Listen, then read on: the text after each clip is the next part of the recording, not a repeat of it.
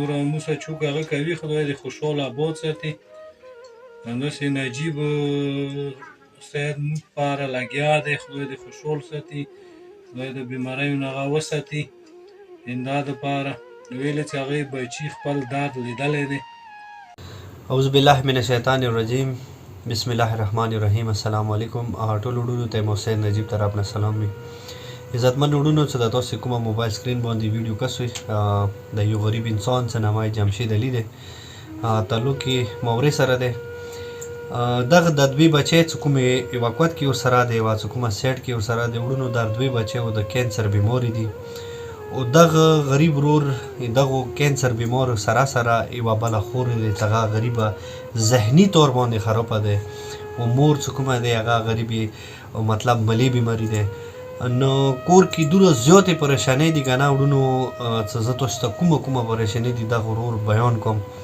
خو بس زه به دغې ویډیو په ذریعې هغو ټول وروڼو ډېره زیاته مننه کوم چې مطلب تېر شوي میاشتې کې چې موږ د دې ورور دپاره 50,000 روپۍ ډونیشن کړی و. نو وروڼو تاسو ته ښه پته چې کینسر بیمارۍ یوه نه وي، بیا دوې داسې بچی ښایسته بچی چې هغه کینسر بیمارۍ کې مبتلا وي. نو د کینسر بیمارۍ علاج چې کوم دی هغه ډېر زیات سخت دی. نو وروڼو پلیز تاسو نه څو راتاون کېږي د غریب ورور سره تاسو ښه هیلپ وکړئ، مدد وکړئ چې ما که دا غریب دغو مشکلاتو نه وځي.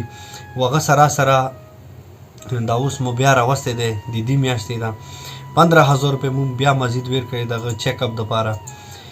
نو دا کینسر بیماري خو خیر په د 10-15,000 روپۍ نه کېږي. د کازمی چیریټي فاونډیشن مو دې وجې نه جوړ کړی چې وروڼو چې ما که داسې د وړو بچیو زندګۍ بچو او خاص کر ما کینسر بیمارو لپاره جوړ کړی، ویلې چې ما خپله د کینسر بیمارۍ درد تکلیف لیدلی دی. نو پلیز وروڼو تاسو نه څو راوسته کېږي د غریب ورور سره تاسو ښه هیلپ وکړئ، مدد وکړئ چې خدای د دې د هر یو مشکل اسان کړي.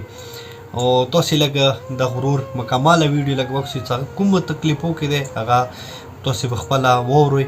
بس ویډیو اخري کې ټولو وروڼو ته ګزارش کوم چې تاسو نه څو راوسته کېږي یو هیلپ ورسره وکړئ او هغه سره د ویډیو لږ شیر کړئ چې مکه د غرور سره ښه روغتون وشي. نو ډېره مننه وروڼو، خوشحاله آباد اوسئ. د جمشید ورور د ویډیو لږ په راوکړئ. سلام علیکم. بسم الله الرحمن الرحیم. مسافرانو پرمیوالو السلام علیکم. مو پېښور ته لاړ وو، چیک اپ مو وکړو ښه طریقې سره.